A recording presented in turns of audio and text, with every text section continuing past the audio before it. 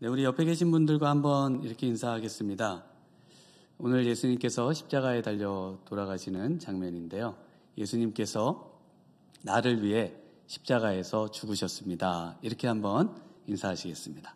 예수님께서 네, 우리 예수님께서 십자가에 달려 돌아가신 곳 골고다인데요. 우리 잠시 골고다부터 어디에 있는지 한번 보도록 하겠습니다. 네, 이제 저 장면을 계속 보셔서 많이 익숙해지셨을 겁니다.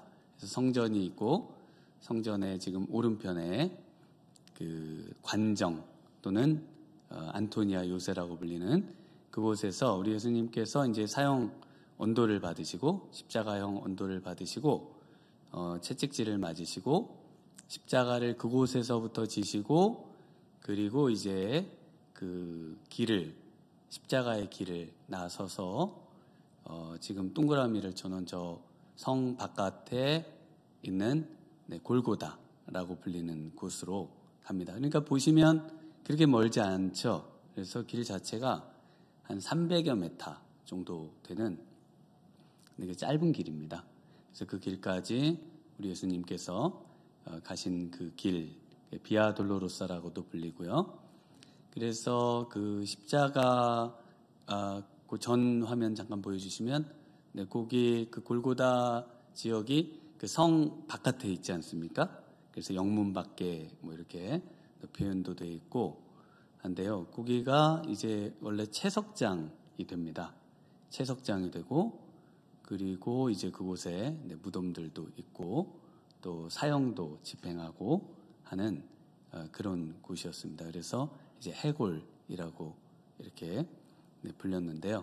그래서 저 나오는 그 길, 저 예수님이 십자가를 지신 길, 그 길을 따라서 많은 순례객들이 이제 십자가를 지고 또 그 길을 체험하기도 하고 또 그것의 의미를 다시 한번 새기기도 하는데요.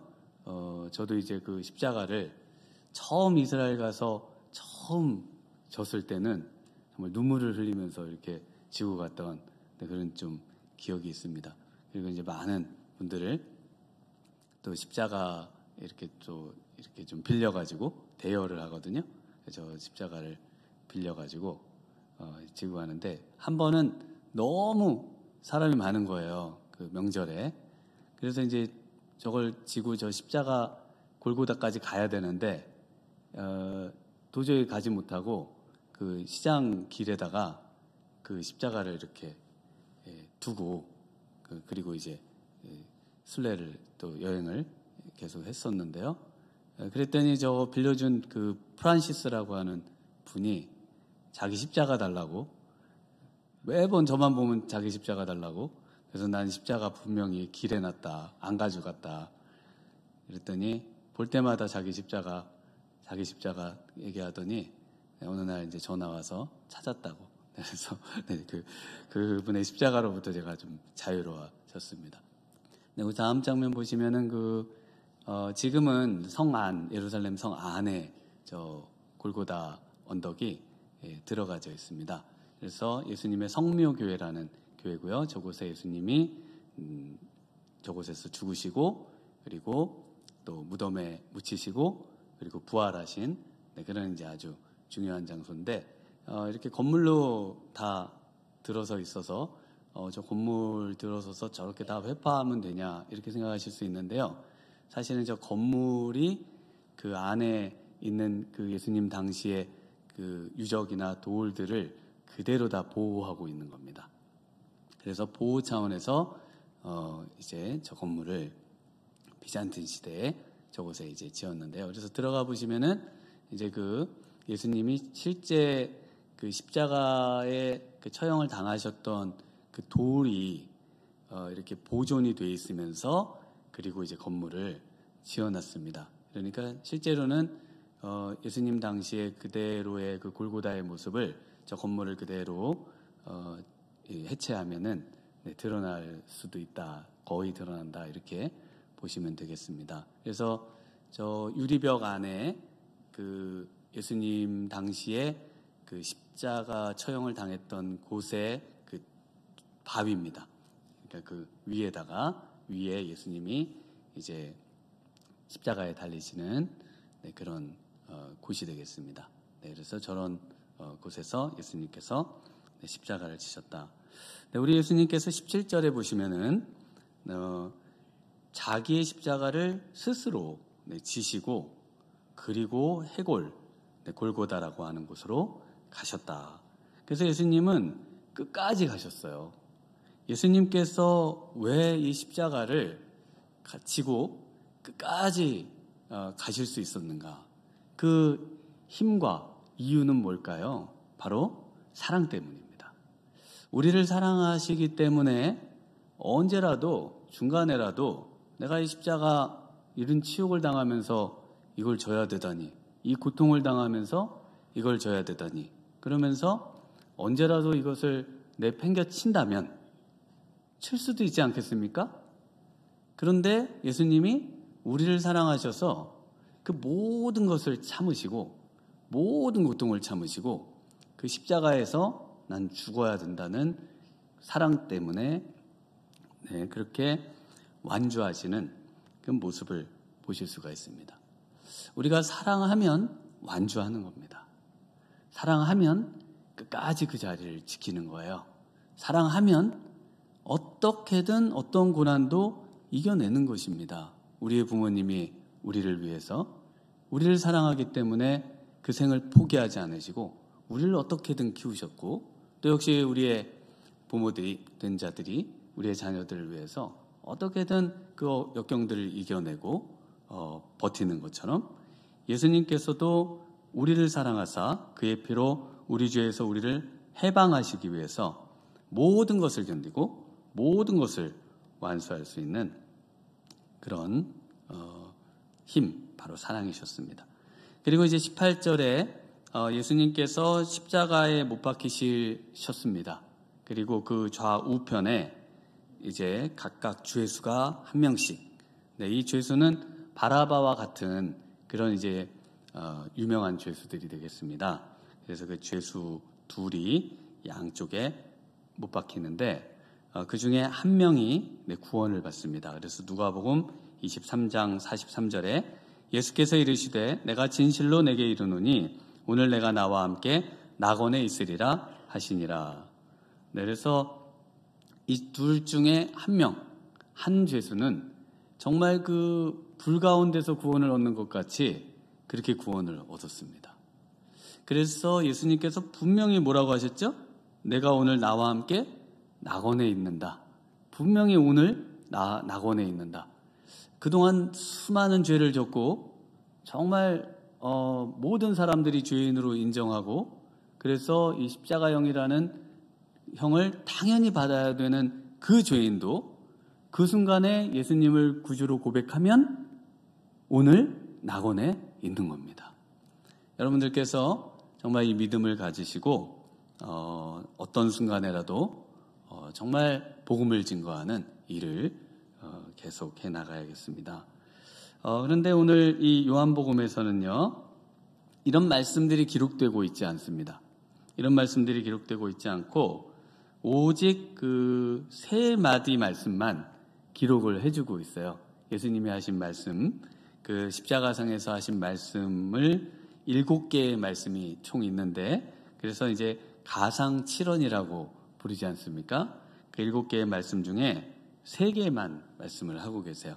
그 가상칠언은요, 여러분이 많이 들어보셨을 겁니다. 첫 번째는 아버지여 저희를 사하여 주옵소서 저희는 하는 것을 알지 못함이니이다.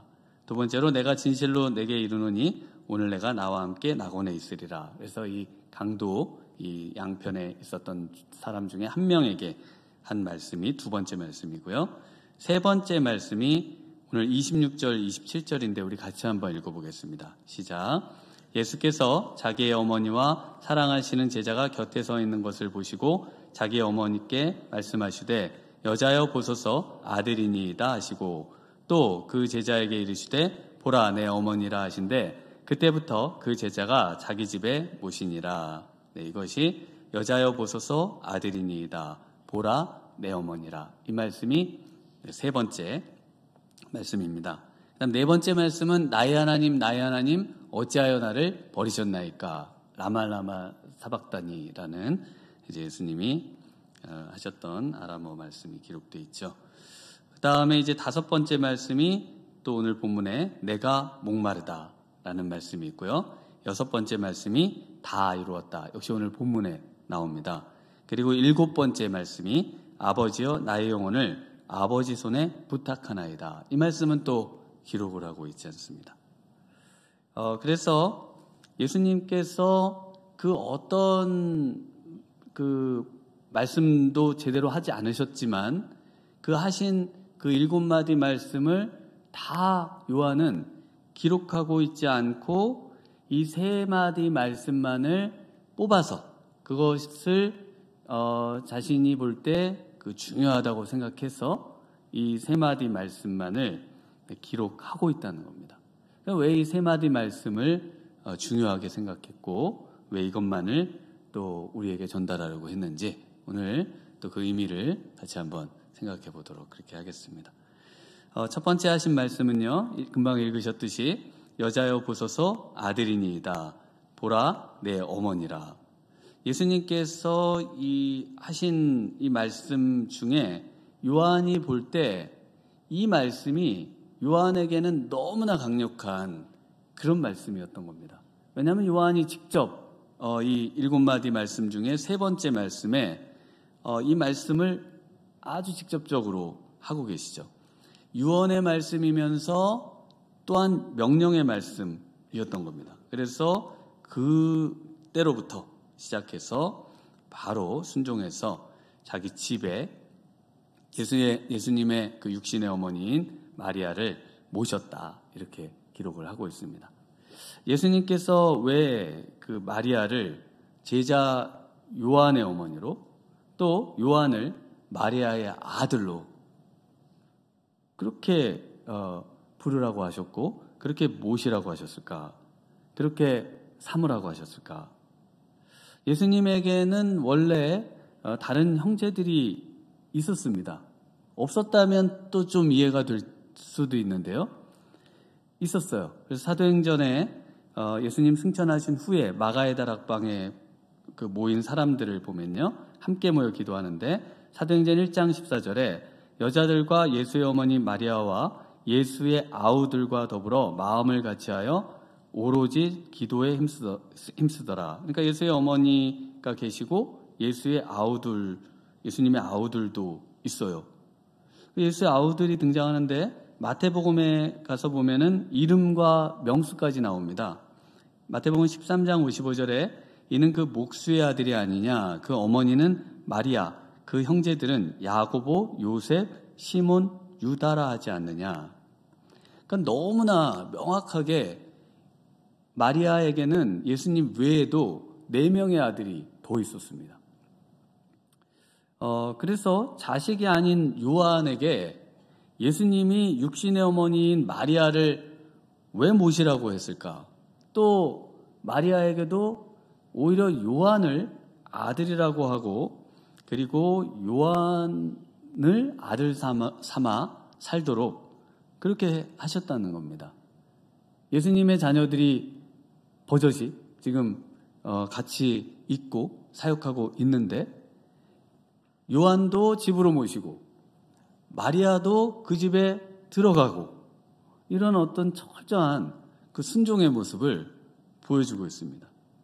그 이유에 대해서 우리 예수님의 말씀 중에 살펴보면 그 힌트를 좀 얻을 수 있습니다. 마태복음 12장 46절에 보면 예수께서 무리에게 말씀하실 때에 그의 어머니와 동생들이 예수께 말하려고 밖에 섰더니 한 사람이 예수께 여짜오되 보소서 당신의 어머니와 동생들이 당신께 말하려고 밖에서 있나이다. 그러자 예수님이 이렇게 말씀하셔요. 말하던 사람에게 대답하여 이르시되 누가 내 어머니이며 내 동생들이냐 하시고 손을 내밀어 제자들을 가리켜 이르시되 나의 어머니와 나의 동생들을 보라. 누구든지 하늘에 계신 내 아버지의 뜻대로 하는 자가 내 형제요 자매요 어머니이니라 하시더라. 그래서 우리 예수님께서 십자가상에서 이루신 그 최초의 놀라운 일은 새로운 가족을 만드셨다는 겁니다. 신앙 안에서 이제는 피보다 더 진한 그런 가족을 이곳에서 만들어내시는, 그리고 그것을 요한에게 실천해 보이도록 하시는 그 모습을 보실 수가 있습니다.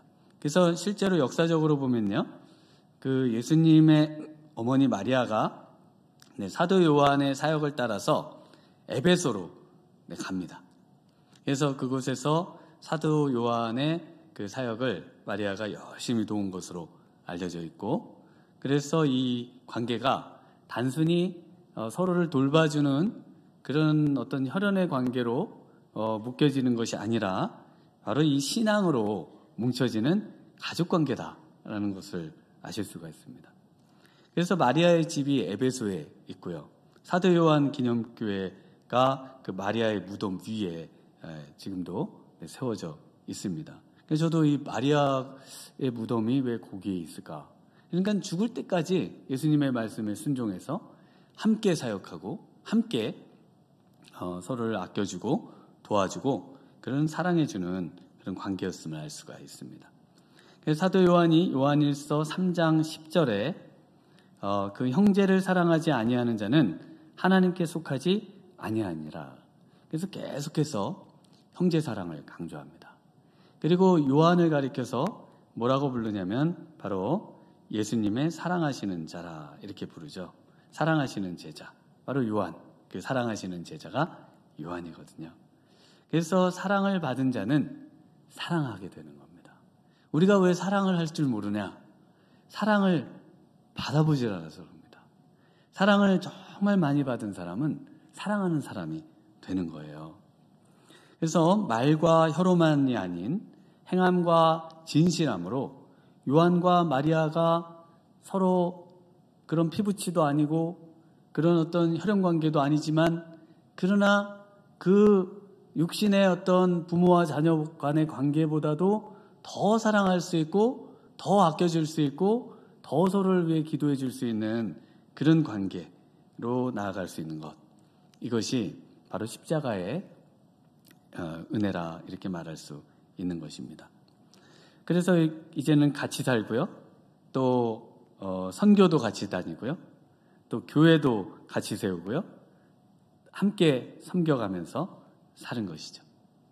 제가 이 부목사 시절에 그 사역자들 중에 아기가 가장 늦게 생겼습니다. 그래서 우리 그 성도님들이 얼마나 기도를 해주시는지, 그냥 왜냐면 저희만 애가 없어가지고, 다 애들을 잘 낳았는데 저희만 애가 없어가지고, 그래서 저희가 그 기도의 은혜로 1년 뒤에 딱 아기가 또 이렇게 생기고, 그리고 제가 공부하러 갔을 때 학비가 너무 부담스럽고 힘들었는데 전액장학금을 위해서 좀 기도해 주십시오. 우리 권사님들이, 우리 미랄교회 권사님들이세요. 열심히 기도해 주셔가지고 그 없던 장학금이 생겨가지고 제가 그걸 또 받고 무사히 학교를 졸업하고, 그래서 어떻게 사역이 되는가? 바로 하나님께서 우리를 하나로 묶으시고, 그리고 그 가운데 서로를 위해서 사랑하면서 섬기면서 함께 동역하면서 그렇게 살도록 새로운 가족으로 묶어주셨다는 겁니다. 그래서 제가 이제 이사할 때도 그때도 우리 교회 집사님 다 도와주시고, 우리 부장 집사님 이사 끝나고 오셔서 방바닥 다 닦아주시고요. 네, 두 분이 그냥 막 다 정리해 주시고, 근데 너무 그 사랑을 제가 많이 받았었던 기억들이 있습니다. 근데 아직도 잊지 못하죠. 그분들은 다 잊으셨어도 저는 잊지를 못합니다. 그래서 이 십자가에서 우리 예수님께서 하신 이 말씀은요, 다시 새 계명을 명령하신 겁니다. 사랑할 수 없을 것 같은 그런 우리의 성도들을 이제는 아들과 어머니로서, 또 정말 친형제자매 이상으로서 그렇게 관계를 가지면서, 그러면서 하나님의 일들을 해나가라는 것입니다. 우리 예수님께서 이렇게 말씀하시죠. 새 계명을 너희에게 주노니 서로 사랑하라. 내가 너희를 사랑한 것 같이 너희도 서로 사랑하라. 여러분 교회에서 누군가 사랑하는 사람이 있으신가요? 아니면 교회는 내가 그냥 구원받으러 오는 거지 무슨 사랑이냐 이렇게 생각하시고 그냥 철저하게 고립돼서 또 나홀로의 신앙에 갇혀서 그렇게 살고 계시지는 않으신가요? 예수님의 십자가는 우리의 모든 장벽을 허물고 내 옆에 내 성도를, 내 옆에 함께 신앙생활하는, 또 내 옆에 도와줘야 할 분들을 도우며 사랑하며 살라고 명령하고 계십니다. 그 세 계명을 실천하라고 말씀하고 있습니다. 십자가의 은혜를 받은 사람이라면 이렇게 살아야 한다는 것입니다. 십자가 위에 달리셔서 하신 그 다음 말씀은 뭡니까? 우리 28절 같이 한번 읽어보겠습니다. 그 후에 예수께서 모든 일이 이미 이루어진 줄 아시고 성경을 응하게 하려 하사 이르시되 내가 목마르다 하시니.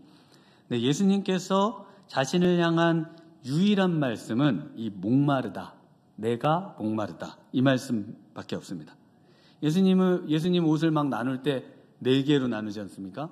그러면 뭐 그 위에 십자가에 달려있는 죄수들이 뭐 아파 죽겠다, 뭐 욕을 세상을 저주하고 하여튼 가진 소리들을 내는데 예수님은 아무 말씀도 안 하시고 옷을 왜 4개로 나누냐 5개로 나누지 내 속옷을 왜 나누냐 난 창피하다 아무 얘기도 안 하셔요.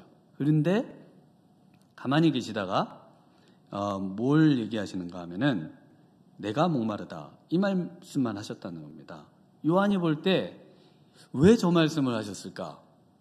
그러면서 저 하신 말씀을 곰곰이 생각해 보니까 예수님의 관심은 십자가상에서도 성경 말씀 외에는 관심이 없으시구나 이걸 깨닫습니다.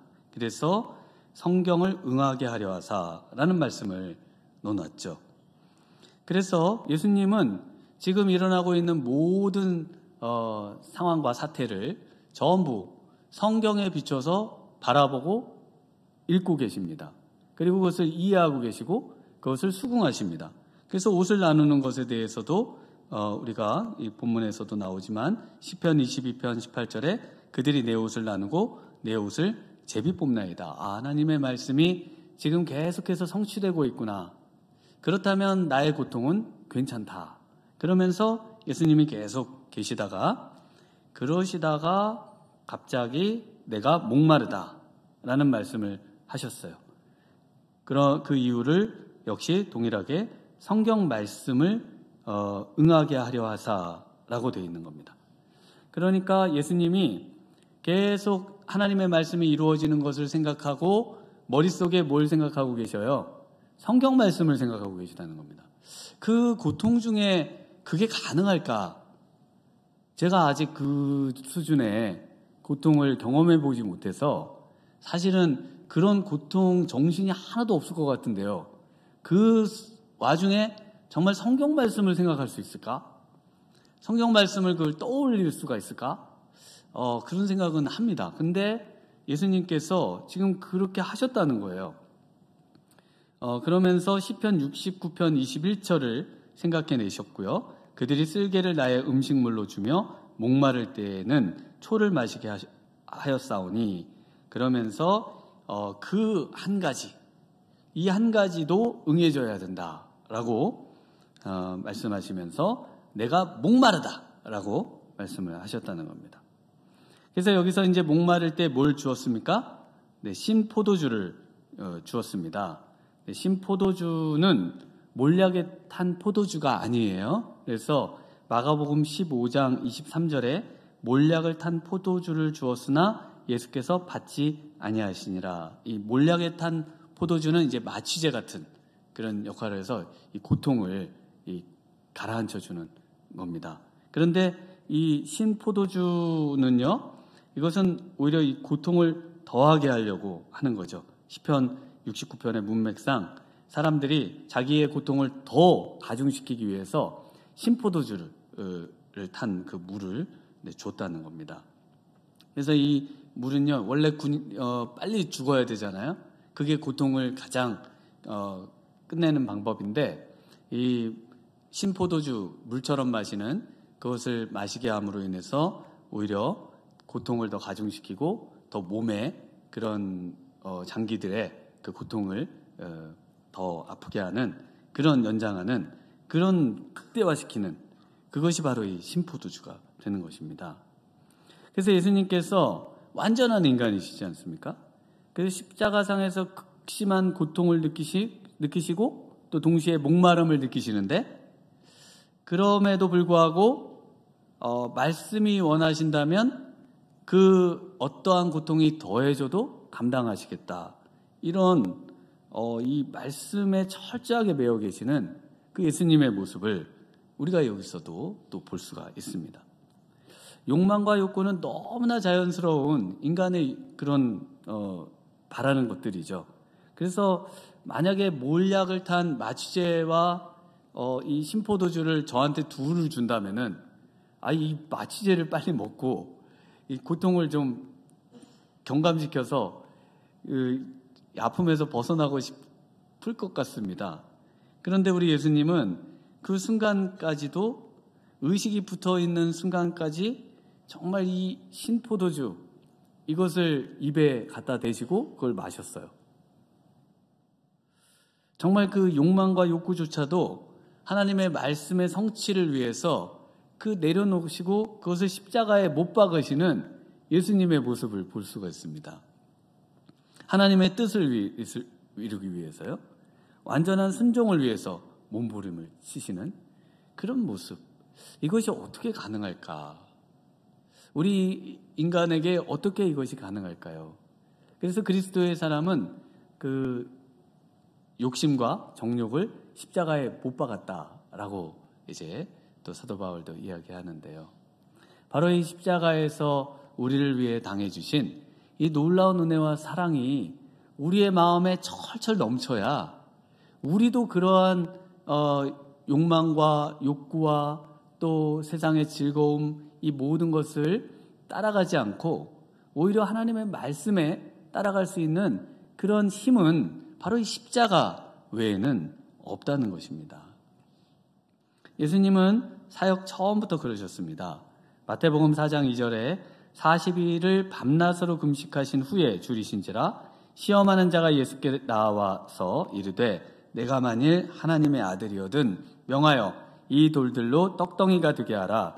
예수께서 대답하여 이르시되 기록되었으되 사람이 떡으로만 살 것이 아니요 하나님의 입으로부터 나오는 모든 말씀으로 살 것이라 하였느니라. 순종이 밥보다 중요하다는 겁니다. 정말 금식 40일, 제가 3일 금식하러 가서 그 옆에 빵 하나 사가지고 먹으려고 그러는데 그 옆에 금식해서 너무 배고픈 분이 막 빵 달라고 그러는데 이걸 줘야 되나 말아야 되나 그래가지고 이제 주고 막 그랬던 기억이 있는데요. 그러면서 막 나도 배고픈데 내 빵 뺏어 가신 분이 막 왜 뺏어 가시나 그런 생각도 들고 빵에 막 너무 막 집중이 되어 있는데 우리 예수님은 정말 40일을 금식하셨는데요. 빵보다 하나님의 말씀이 더 중요하다. 와, 정말 이거는 우리가 인간적인 이런 그 어떤 욕구와 이런 것들을 어떻게 이렇게 극복하실 수 있을까? 정말 이렇게 할 수 있는 이유가 뭘까? 뭐라고요? 우리를 위한 사랑 때문입니다. 예수님께서 우리를 사랑하셔서 이 땅에 오셨어요. 오신 것부터 사랑이신데 오셔서 사신 모든 과정 그리고 십자가에 달려 돌아가시고 그곳에서 숨을 거두시는 그 모든 고통의 그 모든 이유는 우리를 사랑하셔서 그 모든 것을 참으시고 견디시고 행하셨다는 것. 이것이 사랑의 힘이라니까요. 사랑해야만 할 수 있습니다. 어떻게 우리가 봉사하고 또 우리의 시간을 우리 예수님께 드리고 또 남을 위해 헌신하고 하는 그 할 수 있는 모든 이유가 뭐예요? 사랑입니다. 사랑이 아니고는 안 돼요. 사랑할 때만 가능한 겁니다. 사랑은 그래서 허비를 가져오는 겁니다. 낭비를 가져와요. 사랑하기 때문에 가능한 겁니다. 그래서 우리 예수님이 이 하나님의 말씀의 순종으로부터 오는 이 고통을 회피하지 않고 다 감당하신 겁니다. 죽음의 순간까지 욕망과 욕구를 말씀 아래 종속시키고 복종시키고 하신 것이죠. 세 번째는요, 우리 예수님의 말씀은요, 우리 30절 다 이루었다는 말씀인데 한번 같이 읽어보겠습니다. 시작. 신포도주를 받으신 후에 이르시되 다 이루었다 하시고 머리를 숙이니 영혼이 떠나가시니라.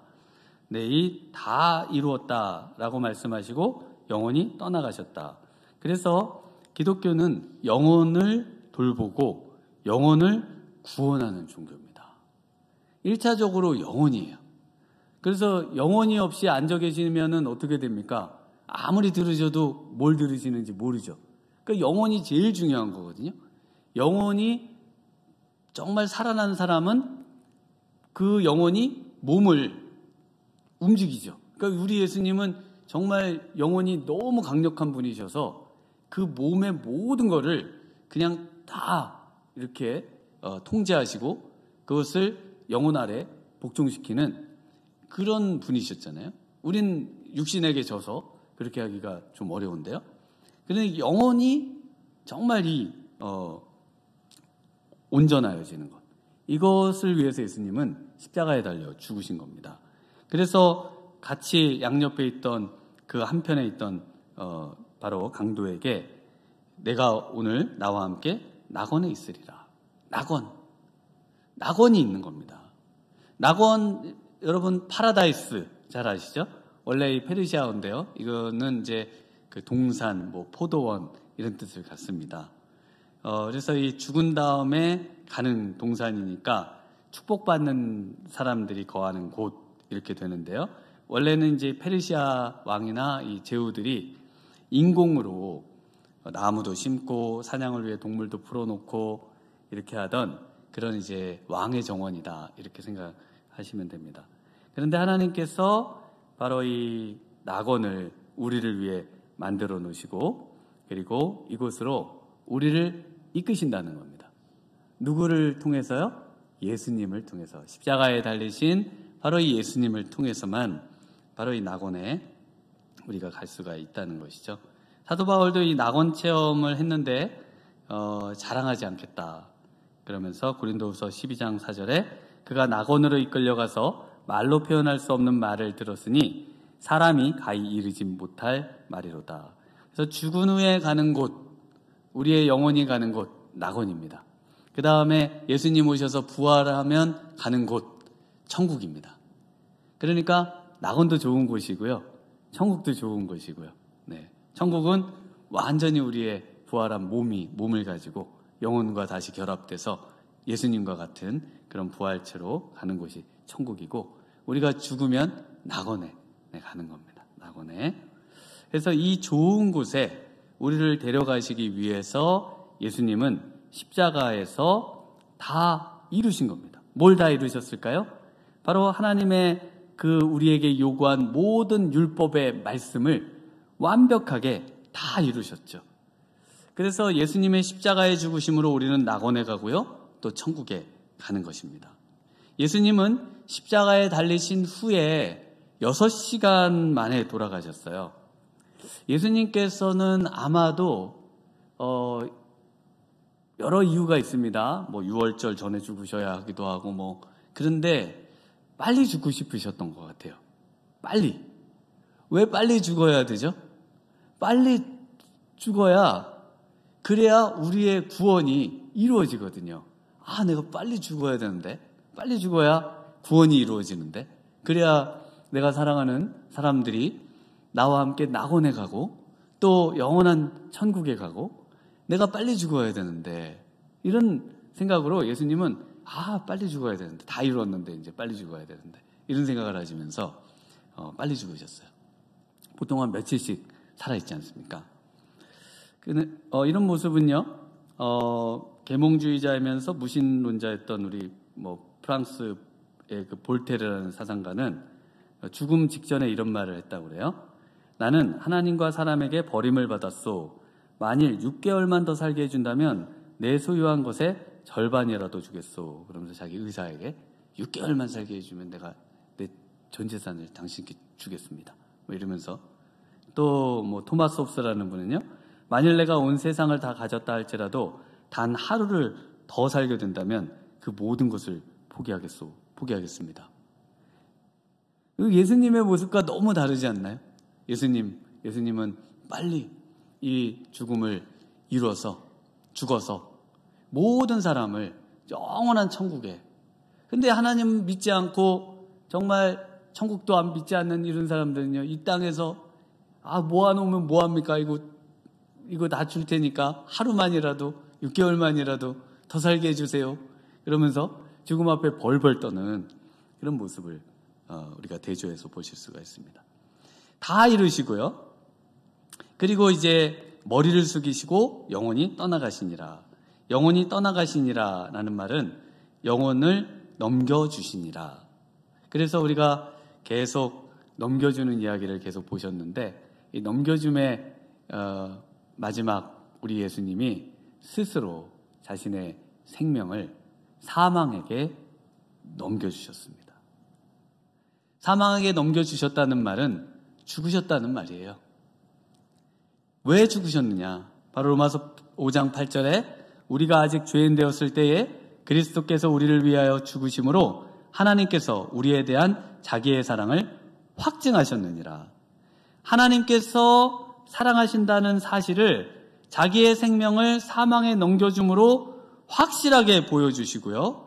그리고 더 나아가서 우리로 이제는 하나님과 화평을 누리고 이제는 천국 티켓을 얻도록 하시기 위해서 죽으셨습니다. 자신의 영혼을 사망에게 넘겨주셨어요. 그래서 천국 티켓은 뭡니까? 바로 예수님께서 나를 위해 십자가에 죽으셨습니다 라는 겁니다. 여러분, 정말 이 나를 위해 예수님께서 십자가에 죽으셨음을 믿으십니까? 그러면 여러분은 천국 티켓을 얻은 분들이시고, 정말 이 티켓을 가지고 죽음도 이제 우리를 막을 수 없고, 우리를 사랑하신 그분을 위해서 우리의 남은 생애가 쓰임받는 그런 복된 인생 되시기를 주님의 이름으로 축원합니다. 기도하시겠습니다. 하나님 아버지, 감사합니다. 오늘 이 아침 나를 위해 십자가에 죽으신 그 놀라운 은혜와 사랑, 또 우리에게 요구하시는 그 십자가의 사랑을 하나님 우리의 마음에 깊이 새기며 그 골고다의 십자가를 묵상하며 우리 예수님을 묵상하며 우리의 삶이 나를 위해 정말 죽으신 그 사랑, 또 그 죽음에 내어 모으신 하나님의 사랑을 정말 마음에 깊이 누리며 그 사랑에 늘 보답하며 한 주 한 주 하루하루 승리하는 저희들 되도록 이끌어 주시기를 간절히 소망하옵고 예수님 이름으로 기도드리옵나이다. 아멘.